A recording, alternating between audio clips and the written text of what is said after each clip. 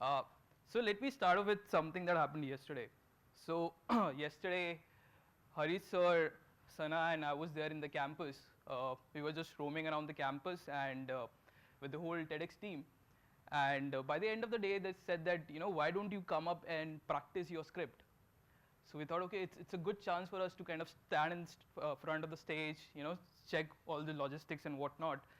And we were just sitting around, we were remembering our script and whatnot, right? Fortunately or unfortunately, I was the first one to come over here and speak. So I came and I blacked out. I forgot every word of my script. I was like, what happened? And then I realized, is it necessary to be perfect every time? No, right? You don't have to be perfect every time. It's the imperfections that makes you a better person out there for the next stream of action that you want to do, right? So ladies and gentlemen, my name is Rohan Gupta. I am ex-BCG consultant and currently leading central products at Deutsche Telekom. And today I want to talk about a silent struggle that affecting many of us, which is the pursuit of perfection. Now, before I deep dive into the talk itself, right, let me tell you something personal. So I love to cook. I cook almost every day of my life. And I think cooking is one of the major factors that has taught me how to embrace imperfection, right? So just to give you some context, so I think few days back, our cook was not there, and my wife told me that why don't you cook? So I'm a huge Shahi Paneer fan, and many of you, I don't know whether you know that Shahi Paneer is a famous dish in North India, right? And she's a anti Shahi Paneer, like she hates it, and she's like, cook anything in the world but not Shahi Paneer. I was like, okay, I got it. So I looked, searched on the YouTube, I found some paneer recipes, and I started cooking. The end result was nothing but a different version of Shahi Paneer. And I was like, what? So I took that dish to her. I said, okay, this is the new dish that I prepared. She ate it, and she's like, it's delicious. And what you learn out of it, you don't have to be perfect in what you do, right? It's sometimes the imperfections that has the beautiful outcomes at the end of the day. So let me start off with my journey. I started my journey at a company called Rivigo. I don't know many of you know about Rivigo. So Rivigo is a logistic firm, right? It was helping a lot of drivers and helping the whole trucking industry, right? If you know, in India we have a total of 36 castes, right? Because India is a pure caste system country, and drivers are considered to be 37th caste. We have total of 36 castes, and the drivers are considered to be the 37th caste below that. Why it happens, right? It's because of the harsh conditions that the drivers work in. It's because they are out there for months, not coming back to your families. They're struggling with HIV, AIDS, and whatnot, right? And the end goal for us as a company was to make the life of the drivers easy. What we did, so we created a product called Relay Model. Now, what is a relay model? What it is, right? The end goal of that particular product is that if you want to, if there is a driver who wants to travel from location A to B, the driver has to come daily to his home, so that the driver gets a sense of security, and his friends and families also get the sense of security as well, right? The other thing that we worked upon is something called an RTO.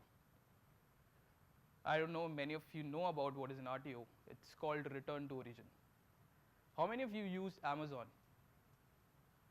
How many of you have bought a product and then returned back to Amazon?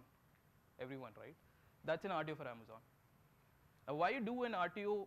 There is a lot of operational efficiency, logistics that you need to take care of, right?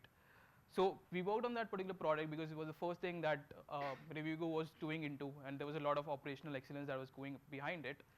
The other thing that we did was something called DSO, which is called Daily Sales Outstanding, for the financials of the company. all this is basically to make the operations for the company perfect, right? But during this whole journey, it all comes at a cost. The cost of stress, long working hours, and also what I have faced during the journey is that you are closely monitored as well, right? Similar thing happened at BCG as well. I'm sure everyone knows about BCG, right? And even everyone, in my MBA days, we used to strive for MBB companies, right? We want to go into McKinsey, BCG, Bain. It's a lucrative environment. You'll be staying in 5 stars, you'll be traveling business class and whatnot, right? In BCG, I was working for one of the largest Indian banks, and I was working on revamping their whole contact center. We developed a model called a delinquency model. I don't know how many of you know about delinquency model. It's basically to predict the loan defaults. So just to give you a sense, currently the house loan defaults percentage in India is 2.18%. When I say loan defaults, it means that you've taken a loan but you have not given back the money to the company itself, right? It's 2.18%. And the loan default of small ticket size, which is less than 50,000, is 5.16%. So the whole aim was to kind of minimize this loan and get to a percentage of 1, right? There was a survey that was conducted within BCG, and I was part of the survey as well, wherein 56% of the consultants said that they are on the verge of burnout. Why it happened? When we look about the companies that are lucrative enough to give you a lot of perks, you'll be traveling in business class, you'll be staying in 5-star hotels, it comes at a cost. No company will pay you just to give them X percentage of what they're expecting, right? The companies are paying you to give them 1000% of what they're expecting, right? So why I'm here? The whole point is that at the end of the day, the things that you do, whether it's in your personal life, whether it's in your professional life, you need not to be perfect every time. It's the imperfections in an individual which helps that person to strive for a better future. So let me put an example to it as well. So you in Hindi you call it a keeda, right? So I have a keeda of cleaning everything in my home, right? And my wife is very frustrated of that every morning you wake up at 7 and you start cleaning up the whole house altogether, right? You are cleaning the shelves, you are cleaning the bed sheets and whatnot, and I want to sleep till 9 and you're just waking me up and saying just go away, I want to clean the bed sheets and whatnot, right? Over this journey, and I've been doing that for the last 10, 15 years and whatnot. But one thing that I've realized is that when you try to do something to make sure that it happens to be perfect, you seem to miss a lot of things that are happening around you, right?